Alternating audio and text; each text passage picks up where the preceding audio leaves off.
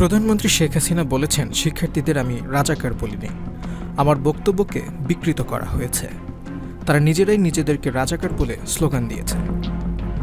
শুক্রবার সকালে ক্ষতিগ্রস্ত বাংলাদেশ টেলিভিশন বিটিভি ভবন পরিদর্শনে গিয়ে প্রধানমন্ত্রী এসব কথা বলেন।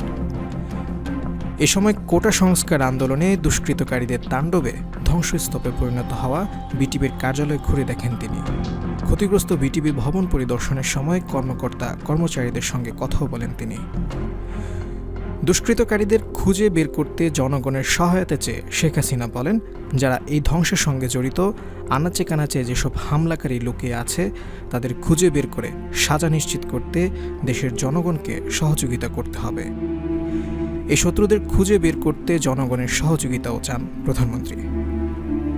চীন সফর নিয়ে আয়োজিত এক সংবাদ সম্মেলনে এক প্রশ্নের জবাবে প্রধানমন্ত্রী শেখ হাসিনা বলেন, কোটা নিয়ে আদালত থেকে সমাধান না আসলে সরকারের কিছু করার নেই। তিনি প্রশ্ন রাখেন, মুক্তিযোদ্ধাদের উপর এত ক্ষোভ কেন? মুক্তিযোদ্ধাদের নাতিপুতিরা চাকরি পাবে না, তাহলে কি রাজাকারের নাতিপুতিরা পাবে?